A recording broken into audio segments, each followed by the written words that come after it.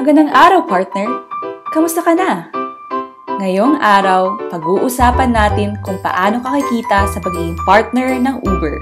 Ang bawat fare na ibinabayad ng mga riders ay diretsyong napupunta sa inyong weekly statement na may kita sa iyong partner app. Ang weekly statement ay nagsisimula ng Monday, 4 a.m. at matatapos ng susunod na Monday, 3:59 a.m. Dito sa weekly statement din, may kita kung may mga adjustments sa iyong makukuhang kita. Maaaring mababawasan ito dahil sa mga discount tulad ng senior citizen, PWD o student.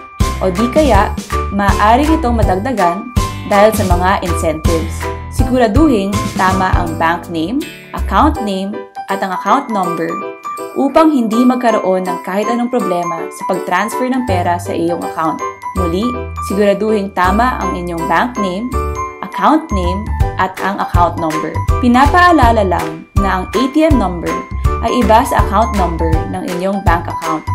Kung may karagdagan ka pang tanong o kung may malabong aspeto sa kahit anong bagay sa Uber, huwag mahiyang tumawag sa aming hotline 02-231-3660.